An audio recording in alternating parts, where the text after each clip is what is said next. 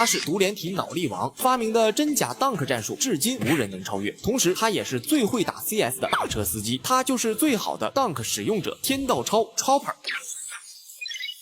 多年以后，年迈的 Chopper 躺在病床上，话都说不清了，却总能说出一句重复的话：哈利是个外行。科隆 Major 绿龙以无敌之姿碾压所有对手。第二阶段打了4场地图，总共丢了不超过10分。第三阶段首战对上天生赢家，依旧炸鱼式平推。目前赛事表现只有一个字形容：狂，太狂了。但这一切与 Chopper 无关，因为他早就被队伍下放。当然，这一切更与哈利无关。看到绿龙在 Frog 教练的带领下大杀四方，我们才终于意识到对大超老师的误解还是太深了。天道超老师，我还记得你。这是赛场上的顶级指挥，你敢跟他对视3秒钟吗？大超老师是赛场上的10年老兵了，他的电竞生涯走得非常不容易。最早打职业的时候，家里是非常反对的，尤其是父亲经常把他的电脑收走，就是为了不让他玩游戏。这种剧情实在是太常见了。后面 Chopper 开始赚到钱了，虽说月薪200美元，但在他所居住的小城市已经不算少了。这种时候，家里往往会选择支持，但 Chopper 的父亲依旧反对。为了追寻职业梦想，18岁的他选择离家出走。年轻的时候 ，Chopper 也是个枪男，用不讲理的枪法，硬生生在独联体赛区杀出一条路。2017年成功打进 Major， 拿到了自己职业生涯第1张贴纸。他终于不是那个拿着微薄薪水的小选手了。2019年 Chopper 加入绿龙，当时的绿龙可没有 Dunk 这个绝对大哥。Chopper 刚来的时候，阵容也非常混乱，打不出成绩，为此还做了一段时间的冷板凳。为了打比赛 ，Chopper 主动迎合队伍需求，转型到了指挥位置。当时的绿龙缺少明星选手，偶尔能够爆种，但上限卡在那儿了。菜的时候也是真菜。2023年卡托小组出局 ，IEM 达拉斯1轮游1张图都没拿下。巴黎 Major 同样早早回家，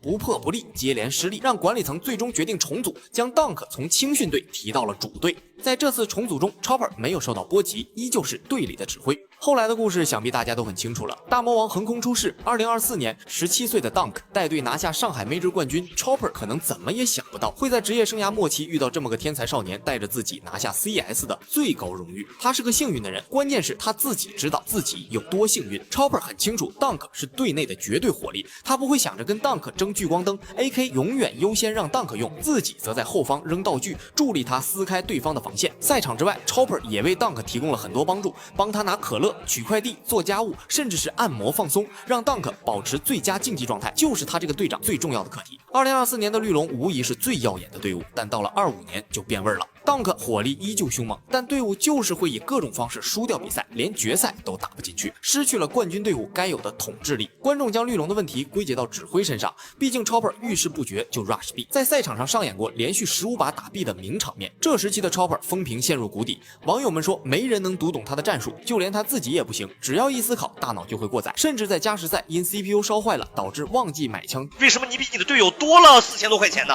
哦，原来你就没买枪啊 ，Chopper！ 1年时间，他从冠军指挥变成人们口中的史上最烂指挥，怒斥他不要继续耽误 Dunk 了。但你真的看懂天道超了吗？就一个真假 Dunk 战术就足够别的队伍学习了，都知道 Dunk 强。别的队伍也知道 ，Chopper 就利用了这种心理，在对阵帽子的比赛中让息肉大脚步找人，结果帽子队员信以为真，以为是大魔王来了，连忙退后找枪位，不敢主动对枪，而真 Dunk 已经径步入侵了。咱们再看看这次科隆 Major 中 Frog 教练给出的战术，第一条是 Rush B， 第二条是关门放 Dunk。我去，这不跟大超老师的战术一模一样吗？天道超真没毛吧？不过当时的人们还没有意识到这一点。2025年底，鉴于队伍的糟糕表现，绿龙最终下放了 Chopper。离开了职业赛场，他没有做一名大车司机，毕竟他将自己最宝贵的青春都给了 CS， 再转会到大车司机显然有些晚了。他热爱 CS， 因此还在圈子里成为了一名主播，偶尔在解说比赛。2026年5月，大超受邀参加 PGL 阿斯塔纳站解说，绿龙最终拿下冠军。在捧杯那一刻，摄影师将镜头对准了解说席的 Chopper， 他看着这群意气风发的少年，眼神中没有不甘，没有嫉妒，